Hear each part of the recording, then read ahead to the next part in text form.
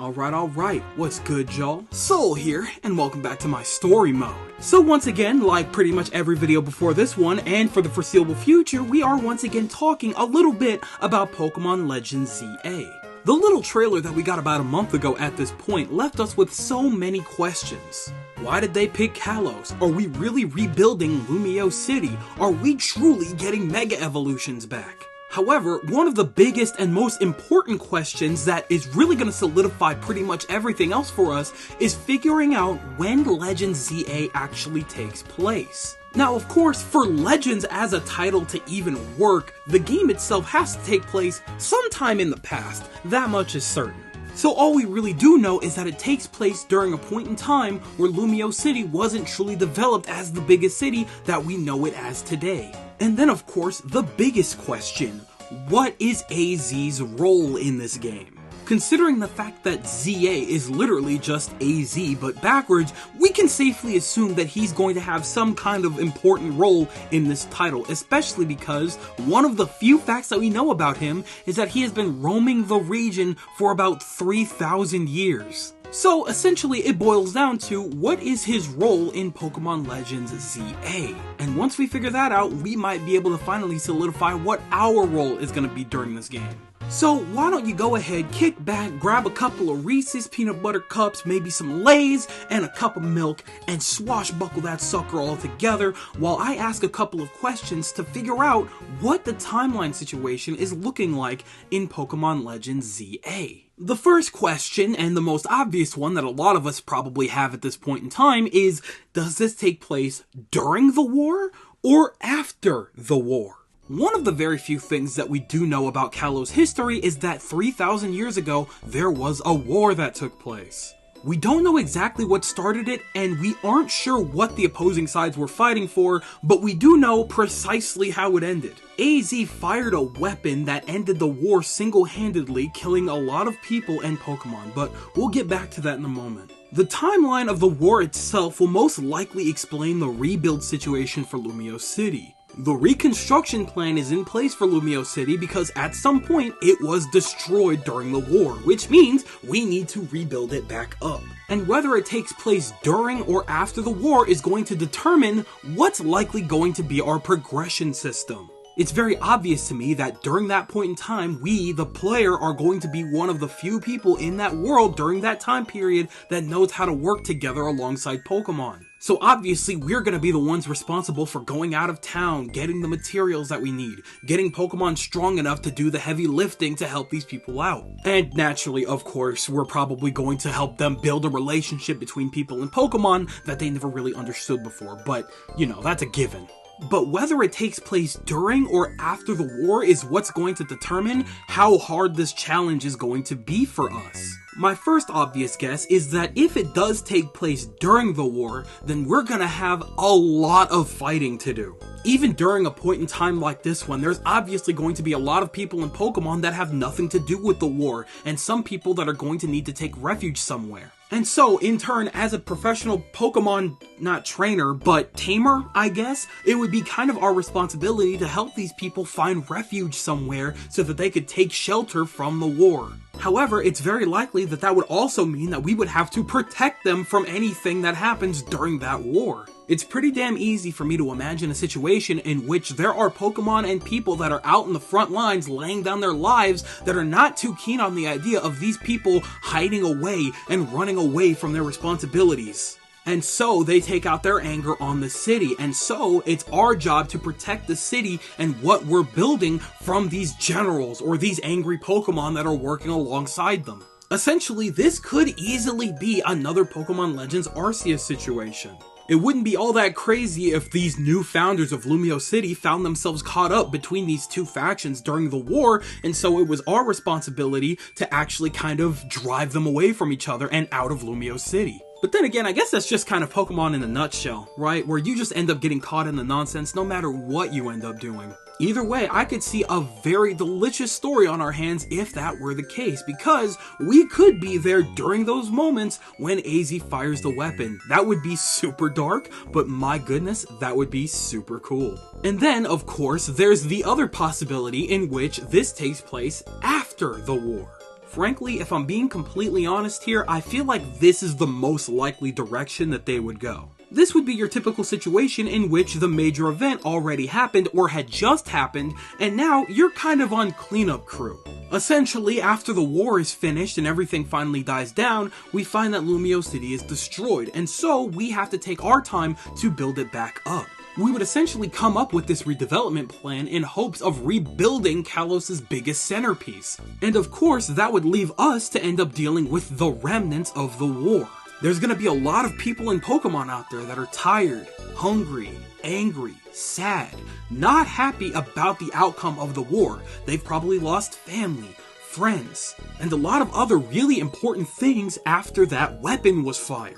I've said this a couple of times now as an idea, but because Lumio City is such a big place, it would not shock me if there was a situation in which we had to go to different districts and chase out people in Pokemon that are causing havoc while we're trying to rebuild. There's probably so many different lives that were affected deeply around Kalos after that war, and it's gonna come down to us to help those people in Pokemon pick themselves back up and give them a place to call home in Lumio City. For the record, I would not mind this at all because I feel like this would be a very good way with a lot of good lessons to tell a story. Now, personally, I do think something like that would be a lot better told as like a series or a movie, but I'm sure that they'll find a way to make it work as a game too. I've been watching this anime called Frieren Beyond Journey's End, and it's essentially exactly as the title tells you. It's literally everything that happens after the downfall of the Demon King. They're going around the world helping all these different people and learning a lot of different things. Essentially, I could see this as Pokemon's version of that very story, in which, after the big event has concluded already, you're going around helping all these different people and learning a lot of different things. And in this case, I guess the ultimate goal, as it is in pretty much every Pokemon game, is building a strong relationship between people and Pokemon.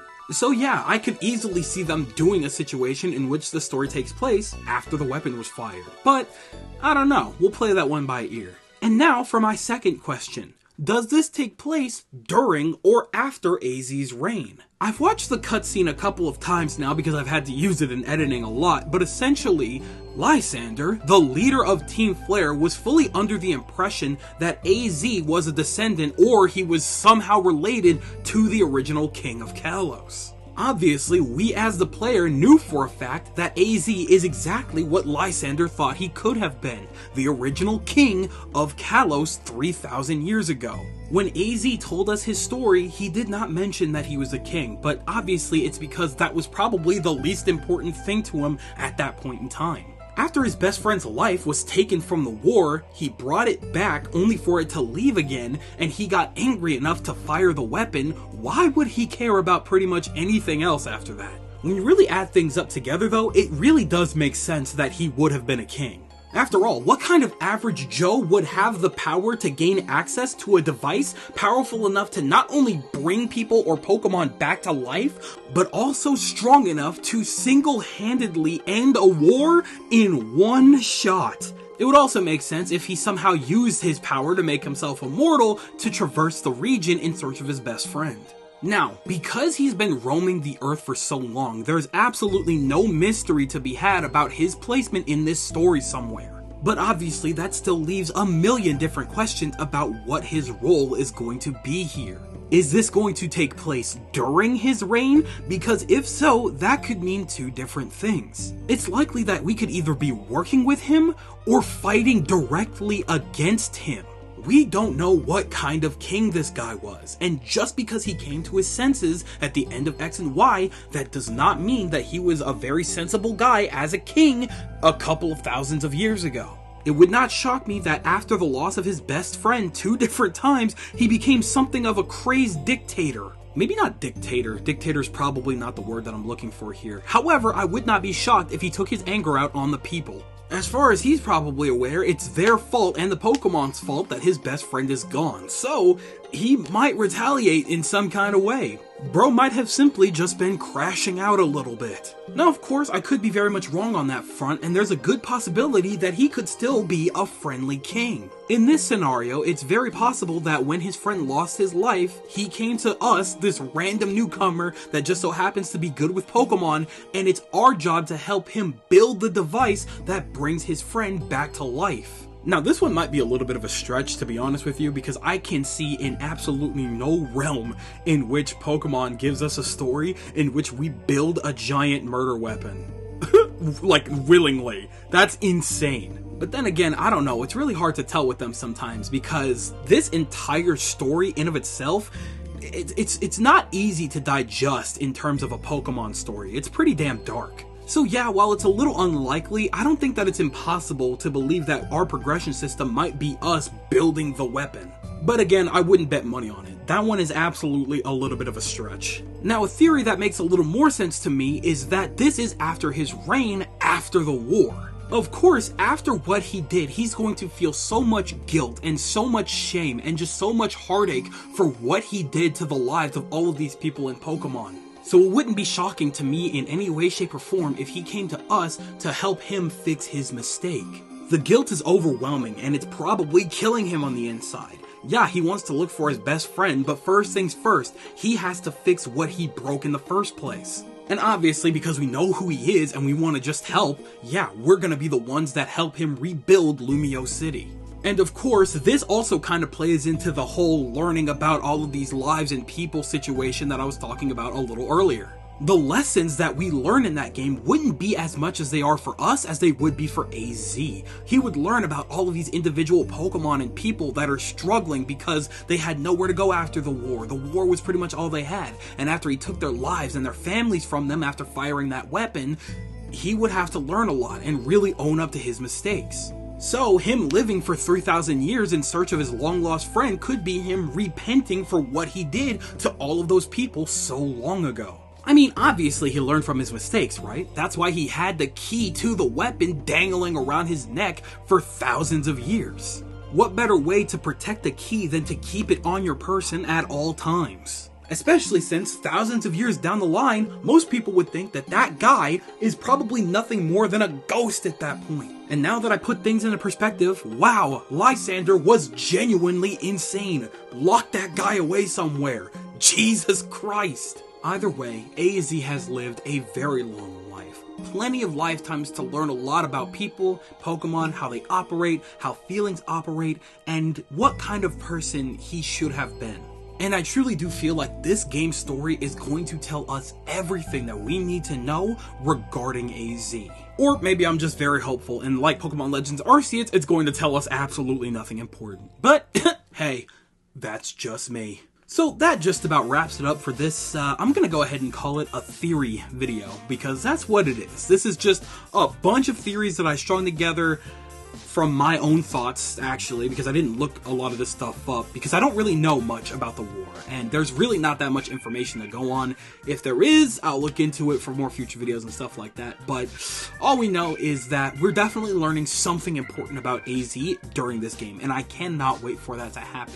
But before we, wrap things up here, I'm taking this mic right now, and I'm airplaning it right into your face, and you're gonna go ahead and tell me everything you thought about this video here. Did you think I'm kind of onto something? Do you think that there's a possibility that this game could take place during the war, and it's going to be a very deep, dark Pokemon story, probably darker than any story that we've had to this point? Or do you think that it's going to take place after the war, and we're going to have a softer game with a lot of meaningful moments to, guide us through a story? Tell me everything that you guys are thinking in the comment section below, because you know for a fact that I'm always going to be down there with you guys. But with that there, it does appear to be skedaddle o'clock. So, with that, I'd like to thank you guys ever so much for watching. I truly do hope you enjoyed. Do me the greatest favor of dropping a like and a comment, or consider subscribing for more content just like this here. And with that, I am gonzo. So, thanks again, hope you enjoyed, and I'll be seeing you guys in the next video. Do me the greatest favor of taking good ass care, and I'll see you all next time. Bye!